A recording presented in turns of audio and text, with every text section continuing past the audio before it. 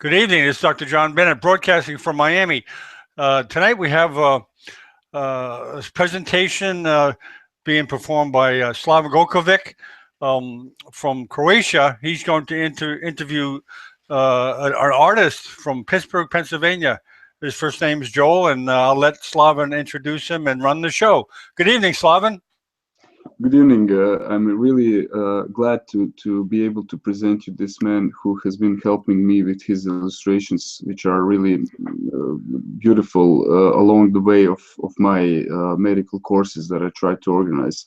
So we will have an interview about the artistic view of the Rotten works and Rotten dissections. So we are interested tonight about how an artist perceives these dissections and what is his look. Joel has done remakes of Professor Rotten's dissections into paintings, and I would like to first give him a minute to introduce himself. So Joel, can you please tell something about yourself? I mean, few words. Well, my name is Joel Boyer, and I'm from Pittsburgh, Pennsylvania, originally from Canada, and my work focuses on medical illustrations and anatomical dissections. That is great. That is great. I would like to lead you through questions that I've made for this interview. So I would like to ask you, Joel, what does Professor Rotten's work look like through an artist's point of view? Well, first of all, Dr. Rotten's work is incredible and inspirational to me. His work is revered around the world as one of the greatest collections of neural anatomy dissections. Looking at Rotten's work is like seeing a famous painting from Michelangelo. Now, I know that might sound a little cliche, but Michelangelo was also a painter, a sculptor, an inventor, and a poet. And there's a certain level of poetry to Rotten's work. Every image, every dissection is surgically sculpted and well thought out. And every piece has been treated like a piece of artwork. And his devotion and dedication to the medical community and neurosurgical field of over 40 years is really what inspired me to create this piece. That is amazing. So this is the picture you have, the painting you have right on your side. On the yes, screen. It is. So can you tell us anything about the process? How did you paint it? With what techniques? Well, it's an acrylic painting. And first, I begin with the underpainting. And instead of simply recreating the image, I wanted to really capture the essence of the image, pushing the contrast of the painting, incorporating brighter colors, and really adding to the impact of the image and the overall feeling behind it. Yeah, this can be really seen because I think you.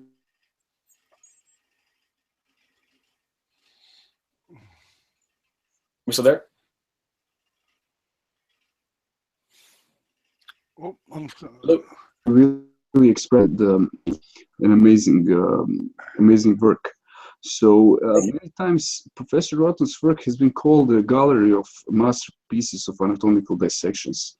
Would you call these dissections aesthetically comparable to the statues done with purely artistical intentions? You mentioned Michelangelo, but can this really be compared in your point of view? Absolutely. I believe that is a very accurate statement. His work moves beyond simple photography and sculpture and dissections. Like I said before, each piece is a work of art and sculpture.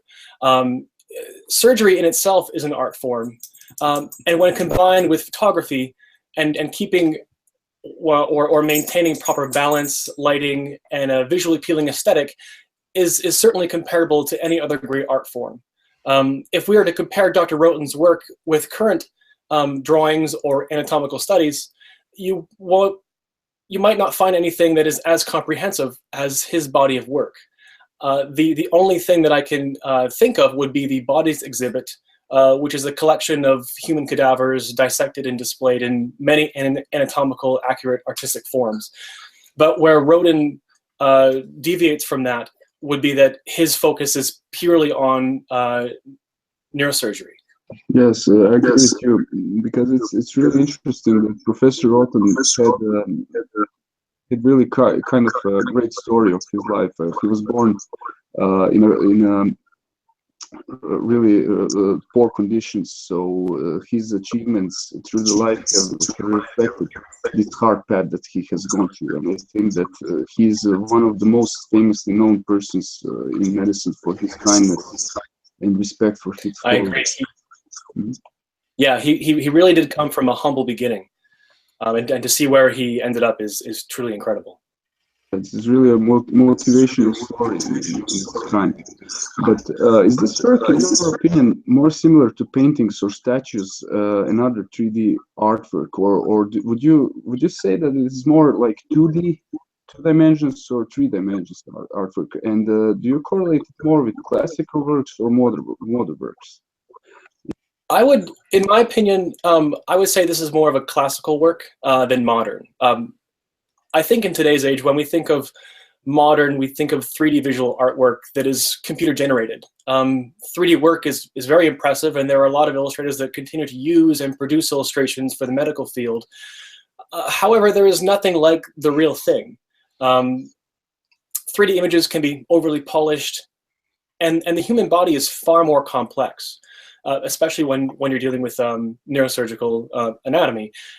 You can almost get lost in creating extremely detailed images or for animations, but nothing will ever really compare to seeing the real thing. And his surgical hand in creating these living sculptures, unsurpassed. So yeah. Yeah, I totally agree with you because we have in our ranks here in neurosurgical TV an artist and a neurosurgeon. This is Dr. Catherine Coe, and I think that her works reflect this deeply human in the touch of medicine and humanity. When you have a patient, I mean, it is never an objective relationship. It is always a profound relationship with takes all of the humanity. So I'm really glad that even in cadaveric dissections, this can be seen by your words. So I think you really have a point here that you made. But having that you made a true artistical interpretation of one of Rotten's famous dissections of the cerebellopontine angle, how would you describe the creative experience of making this interpretation? What was this experience like when you were painting the image you showed us? Well, I found it to be quite enjoyable as an experience. I spent several nights working on this, well, several days and nights working on this painting.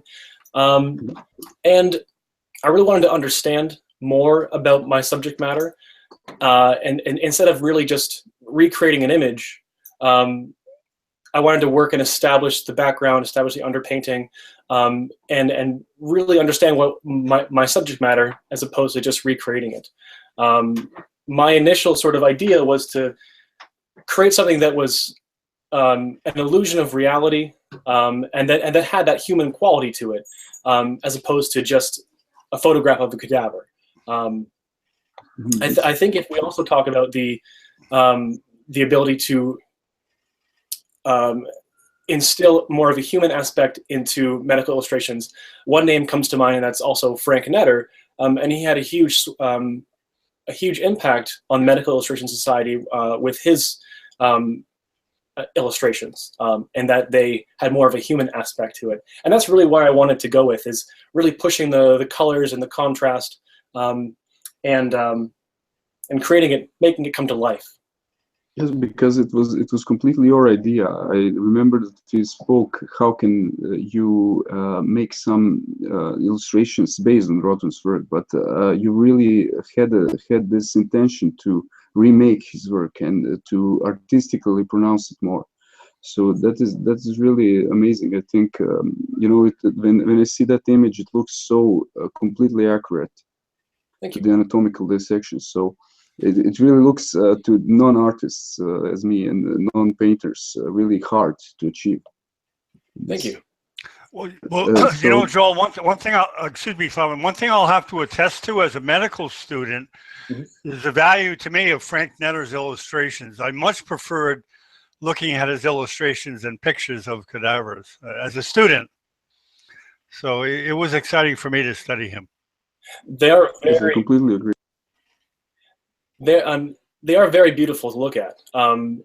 They not just only educate, but they're also beautiful pieces beautiful pieces of artwork. And what's incredible is that they're not very big. A lot of his paintings are actually quite small. But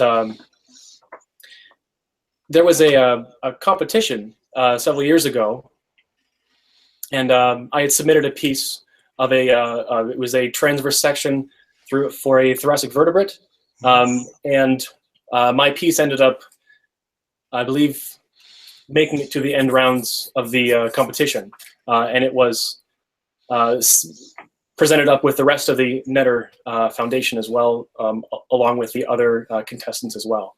So that was a very wonderful experience for myself. Oh, this sounds really, really like an achievement because, well, that leads me to my next question. Can you tell us something about your artistical work so far and the inspiration that you can find in these medical? And would you say that the experience on working on the Rotten interpretation had influenced you for your future undertakings in the world of art?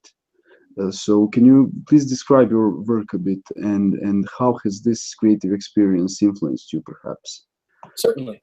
I have had the opportunity to create medical illustrations for clients in the past, but they've been primarily digital based.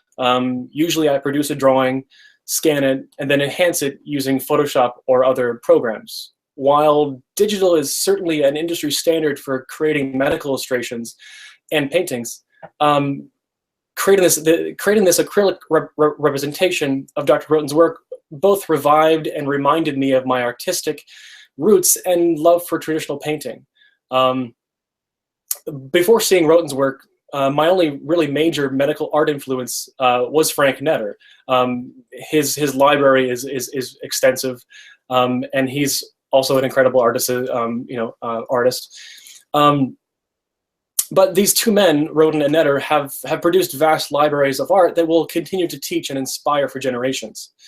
To me, they serve as an inspiration to continue doing what I love in hopes that it will also leave a legacy and inspire others. This is amazing, but you didn't always do medical illustrations, if I'm correct. What was before that? I was actually a technical and scientific illustrator. So I worked with many clients, helping to illustrate and clarify very complex ideas through visual illustrations. And they weren't always medical based. Some were with the housing industry, and some were with large Fortune 500 companies such as Bayer or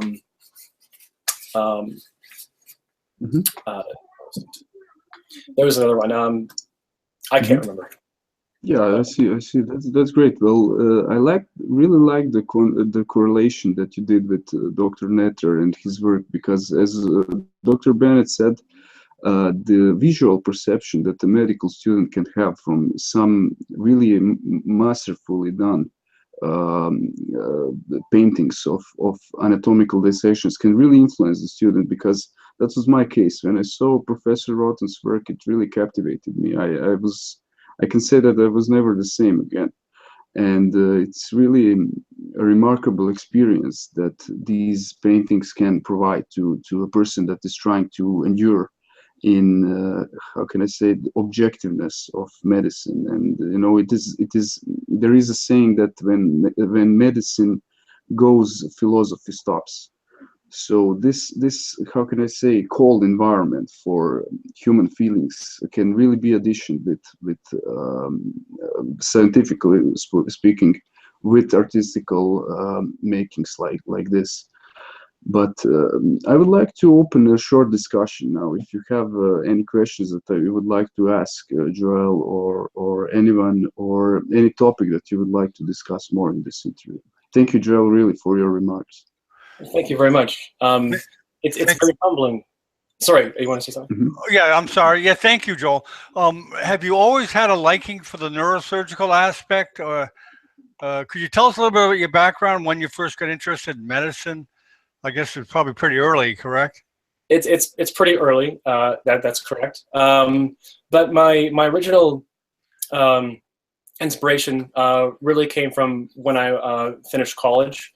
I wanted to really focus on a direction for my illustrations, as opposed to just freelancing, and that was working as a freelance technical and scientific illustrator. But I found that making medical illustrations was the challenge that I liked about it, and really understanding the human body, and then also creating artwork that they could help educate others or inspire others. When did you get involved in neurosurgery? Um, Or the neurological aspect of drawing? well, actually, that would probably be with through Slavin, and Okay. yourself. Okay. And because of this work, it has really driven me forward in my future goals and aspirations. So you have other aspects of medicine that you do illustrations, not just neurology or the brain. No, not just the brain, but it would encompass all aspects of Medicine. Yes. Oh, That okay. is great. Okay. Well, can you say anything more about your future pursuits? I mean, what do you plan to do with these illustrations, to base more on neurological field? Because as I know, you are now open really for inquiries from persons seeking for medical illustrations that you can provide. Well, it is my hopes to hopefully work with medical professionals or pharmaceutical companies as a medical illustrator. I really want to do more work as a medical illustrator or even a medical researcher, to help. I'm sorry. Yeah, that is really interesting because To help educate, educate, and further my career and to research as well. that is really amazing, because I'm sure that with your accuracy and experience so far, you really can make a good job. So yes, I think this is for this interview enough. Please, Dr. Bennett, you wanted to say something. Yeah, well, Joel, we hope we can introduce you to some neurosurgeons, and a couple come to mind. Today, we did a live televising of a conference from Russia with some very good neurosurgeons. One of them was very visual. His name is Herbert Schroeder. He's a German neurosurgeon, and we'll send you the links to the conference we recorded. But visually, he does mostly intracranial video, inside the brain, and you may find it visually pleasing, and maybe it will inspire you to do some drawings. But his videos, I thought, were a class above the other videos I've seen, intracranial, inside the brain. And I don't know if you'll like it or not, but to me it was like they were done in HD. I know that you're painting, you're not doing videos, and but you may find it inspiring. And also, I think Slavin will attest to the dissections of Victor Hugo Perez. He's a neurosurgeon from Mexico. His love is neuroanatomy, and he does a lot of dissection.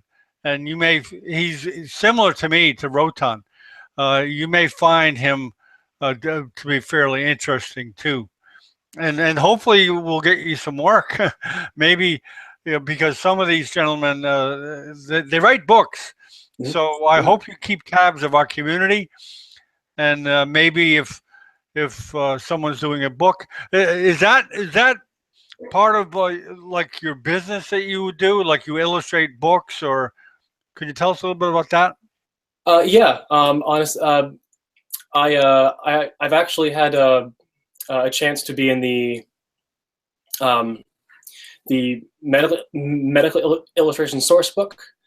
So my work is in there, and I really open up my illustrations to any of the medical field that requires medical illustrations, and also textbooks as well. So if anyone is creating a textbook or needs medical research, or is doing medical research, illustrations can always help to add to that as well. Yeah, This is well, amazing. the value of doing these type of hangouts is that meet people like you, because we'll know that. Well, remember Joel? He's a medical illustrator, Yeah. and if we happen to run across people that are writing books that needs illustrators, we'll note that, Slaven. Yeah, of course, because I think that Dr. Perez, when he sees your presentation, he will really be remarkable of your work, and he will really appreciate what you did with these paintings. And I'm really looking forward for our collaboration more, because you really unselfishly provided your help, and which is really on a high level and really professional. So I must say that despite being professionally attached to you, I also made a friend. So that is amazing with working with you. Well, So thank you. I feel the same way. yeah, And I Yeah, hope Joel. to continue. So if you can give us some links of your work, I guess Slaven probably has them, so that of in case course, someone asks and the contact info that we can yes, give, we can give. Yeah, we can probably I can do it definitely provide. underneath the video. Sorry, Joel. Yeah, Yeah, I can definitely provide those. My website is www.joelcboyer.com. Okay. Contains all my work, my biography, and the clients that I've worked with as well. Well, let me get it up right now. www.joelboyer.com. Yep, joelcboyer. Yep. Okay, let's take a look at it right now. Okay. mhm. The wonders of the internet.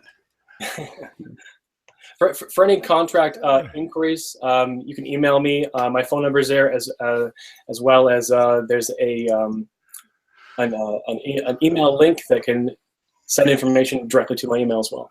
Okay, well, let's just go through your portfolio, I guess. Scroll down, okay? Sure. Let's see here. You can see, can you just tell us a little bit about this work here? Sure. So actually, the first one on the top left, well, the top middle and the top left was for Slaven for his Yeah. symposium. Oh, Slava, that's excellent. That was on your Walter Dandy of Croatia. Yes, Yep. yes, exactly. That was for the international symposium. Joel was the official illustrator, And he that's the really grab. did That's the some grab right there.